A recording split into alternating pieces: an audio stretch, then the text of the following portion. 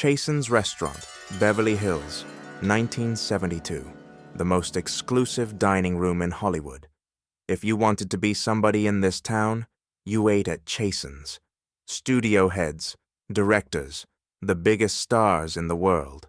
They all came here, not for the food, though the chili was legendary. They came to be seen, to make deals, to remind everyone else who held the power. On this particular Tuesday night in March, the restaurant was packed with the usual crowd. Producers whispering about their next project, agents calculating their percentages, actresses laughing too loud at jokes that weren't funny. And in the corner booth, sitting alone, was Gene Hackman. He had just won the Academy Award for The French Connection 3 weeks earlier. Best Actor, the highest honor in Hollywood. Every studio in town wanted him. Every director wanted to work with him. Gene Hackman was, at that moment, the most sought-after actor in America. But he didn't look like a man celebrating. He sat with his back to the room, nursing a glass of water, reading a book. He hated these places, hated the politics, the fake smiles, the constant performance that Hollywood demanded even when the cameras weren't rolling. He was only here because his agent had insisted.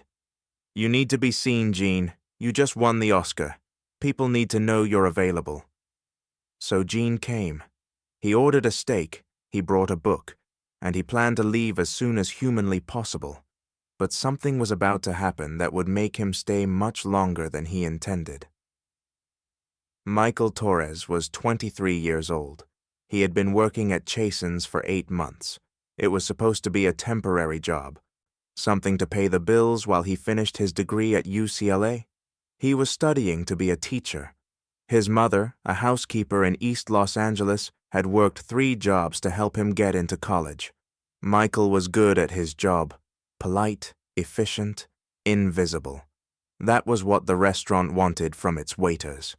Be helpful, but don't be noticed. The customers were the stars. The staff were ghosts. On this night, Michael was assigned to serve the back section of the restaurant. Table 14 was Gene Hackman. Table 12 was a studio executive named Leonard Kessler. Leonard Kessler was the kind of man who measured his worth by how much fear he could inspire. He ran the production division at one of the major studios. He had greenlit hits and buried careers. Everyone in Hollywood knew his name, and everyone was afraid of him. Tonight, Leonard was in a particularly foul mood. A film he had championed was bombing at the box office. The trades were predicting it would lose the studio $15 million. The chairman had called him that morning, asking pointed questions about his judgment. Leonard needed someone to punish, someone who couldn't fight back. Michael approached table 12 with Leonard's 4th martini. He placed it carefully on the table, exactly as he had been trained. "Your martini, Mr. Kessler." Leonard didn't look up. He was in the middle of a story, bragging to his dinner companions about a director he had fired the previous week. "So I told him," Leonard continued, "if you can't deliver the picture on budget, I'll find someone who can. And I did. Replaced him the next morning. That's how you run a studio." His companions laughed nervously. They knew Leonard was dangerous. They knew he could destroy them with a single phone call. Michael stood quietly, waiting to be dismissed. Protocol required him to wait until the customer acknowledged the drink. Leonard finished his story. Then he looked up at Michael with cold eyes. "Why are you still standing there?" "I was just making sure you didn't need anything else, sir." Leonard's eyes narrowed. "Do I look like I need a babysitter?" "No, sir. I apologize." Michael started to turn away. "Wait." Michael stopped. Leonard picked up his martini. He took a sip, his face twisted. "This is wrong." "Sir?" "The martini. It's wrong. I said 2 olives. There are 3. Michael looked at the glass. There were indeed 3 olives. He had watched the bartender make it, but he knew better than to argue. "I'm very sorry, sir. I'll have them make you a new one immediately." "No." Leonard's voice dropped. The entire table went quiet. No, I don't think you understand. I come here twice a week. I spend more money in this restaurant than you'll make in a year. And you can't even get a martini, right? Sir, I'll fix it right now. You'll fix it? Leonard laughed. It was a cruel sound. You? Fix something? Look at you. You're nobody. You're a waiter. Do you know what that means? It means you exist to serve people like me, and you can't even do that properly. The people at Leonard's table shifted uncomfortably, but no one spoke up. No one ever did. Michael's face burned with shame. He could feel other diners turning to look. The restaurant had gone quiet. Everyone was watching. Mr. Kessler, I sincerely apologize. Let you get me what?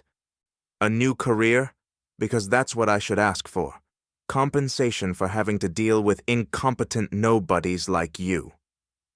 Leonard stood up from his chair. He was tall, imposing. He stepped closer to Michael. You know what your problem is. You people think you deserve respect just for showing up. But respect is earned. And you, he jabbed a finger into Michael's chest, haven't earned anything. You're nothing. You'll always be nothing. Michael stood frozen. He wanted to speak. He wanted to defend himself. But he thought about his job, his tuition, his mother. He stayed silent. And that's when Gene Hackman put down his book. Nobody saw him stand up. One moment he was sitting in the corner booth, seemingly absorbed in his reading. The next moment, he was walking across the restaurant with a look on his face that made people move out of his way. Gene didn't walk fast. He didn't need to. There was something in his stride that commanded attention. This wasn't Popeye Doyle, the tough cop he had just played in The French Connection. This was something else, something more real, something more dangerous. He stopped about 3 feet from Leonard Kessler. The studio executive turned, annoyed at the interruption. Then he saw who it was. Gene Hackman. His voice changed instantly. Warm, friendly, fake. I didn't know you were here tonight. Congratulations on the Oscar, by the way. Hell of a performance. Gene didn't smile. Did I just hear you call this man nothing? Leonard's smile flickered. What? Oh, that. Just a little disagreement about a martini. You know how it is. No, I don't know how it is. Tell me. The restaurant had gone completely silent. Forks stopped moving. Conversations died. Every eye in Chasen's was on the 2 men. Leonard tried to laugh it off. Gene, come on. It's nothing. The kid made a mistake. I was just making a point. By humiliating him in front of 50 people. It's just service industry stuff. They're used to it. Gene turned to Michael. What's your name? Michael could barely speak. Michael, sir. Michael Torres. Michael. Gene nodded. Are you used to being treated like this? Michael didn't know what to say. His job was on the line. Everything was on the line. It's okay, Gene said quietly. You can tell the truth. Michael swallowed. No, sir, I'm not used to it, and it hurts every time. Gene turned back to Leonard. His voice was calm, but there was something underneath it, something cold. I grew up in a town called Danville, Illinois. My father was a traveling salesman who abandoned us when I was 13. My mother worked herself to the bone to keep us fed. When I was 16, I dropped out of school and joined the Marines because there was no money for anything else. He took a step closer to Leonard. I've been a truck driver, a shoe salesman, a furniture mover. I've done every job you probably think is beneath you.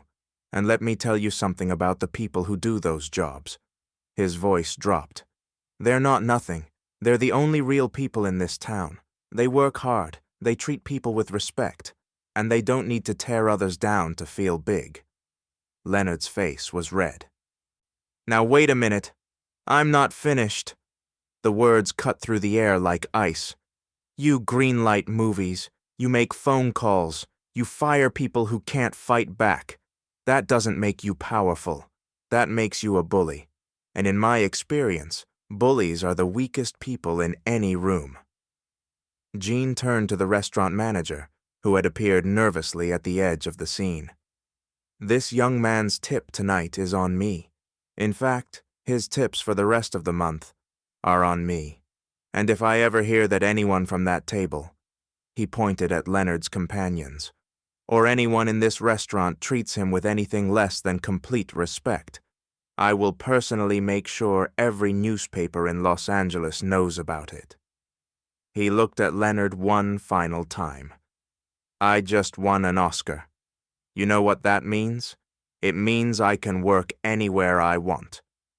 But you need actors. And I promise you this, I will never work on any film that has your name anywhere near it, and I'll make sure my friends know why. Gene reached into his pocket, pulled out several $100 bills, and handed them to Michael. Finish your degree, become a teacher. The world needs more people like you and fewer people like him. Then Gene Hackman walked out of Chasen's restaurant without looking back. The fallout was immediate. Within a week, the story had spread through every corner of Hollywood. Gene Hackman had publicly humiliated Leonard Kessler. He had taken the side of a waiter over one of the most powerful men in the industry. Some people thought Gene was crazy. You didn't make enemies like Leonard Kessler, not in this town. The man had connections everywhere. But something unexpected happened. Leonard Kessler became a pariah, not because Gene Hackman had power over the studios. He didn't. But because Gene had done something rare. He had told the truth in public. He had called a bully a bully. And suddenly, everyone who had ever been afraid of Leonard Kessler felt a little less afraid. Within 3 months, Leonard's position at the studio became untenable. Too many directors refused to work with him. Too many actors specifically requested not to be on his projects. The chairman called him in for another meeting. Leonard Kessler was fired. He never worked in Hollywood again. Michael Torres finished his degree at UCLA. He became a high school English teacher in East Los Angeles. He taught for 35 years. Thousands of students passed through his classroom. He kept the $100 bills Gene Hackman gave him that night. He never spent them. He framed them and hung them on his wall as a reminder. A reminder of what? A student once asked. A reminder that powerful people don't have to be cruel, Michael said, and that sometimes, when nobody else will speak up, one person can change everything. In 2008, Michael Torres was named California Teacher of the Year. In his acceptance speech, he told the story of a night in 1972 when a stranger stood up for him in a restaurant. I never saw Gene Hackman again, Michael said. But not a day goes by that I don't think about what he did. He didn't have to get involved. It wasn't his fight, but he made it his fight, and that changed my life. Gene Hackman was never asked about the incident in interviews. He never talked about it publicly. When a journalist finally tracked him down in 2004 and asked about that night at Chasen's, Gene just shrugged. I don't remember it that well, he said, but Michael Torres remembered. And so did everyone who was in that restaurant. Some people collect awards. Gene Hackman collected moments when he could do the right thing. That's the difference between fame and character. They say if you walk through the quiet streets of Santa Fe today, past the adobe houses and the art galleries, you might see an old man walking alone. No entourage, no cameras, no fanfare. Just a man who spent 50 years pretending to be other people and then spent the rest of his life finally being himself. Gene Hackman never played the Hollywood game. He never smiled for the cameras when he didn't mean it. He never pretended to like people he didn't respect. And in an industry built on fakery, his authenticity was the rarest thing of all. Is there a moment in your life where you refuse to play along? Or a moment where you wish you had the courage to walk away? Hollywood has many legends, But Gene Hackman was something different. He was the truth in a city of lies. If you want to know the real stories, the ones they didn't put in the magazines, you're in the right place. We are peeling back the curtain on the legends. If this story moved you, hit that like button. It helps more people discover these untold stories. And if you haven't already, subscribe to Gene Hackman, The Untold Truth, and turn on notifications. We're just getting started. There are stories about Dustin, about Francis Ford Coppola, about the night Gene walked away from Hollywood forever. You don't want to miss what's coming next. Leave a comment below. What's your favorite Gene Hackman movie? And did you know he had this side to him? I'll see you in the next video. Stay real.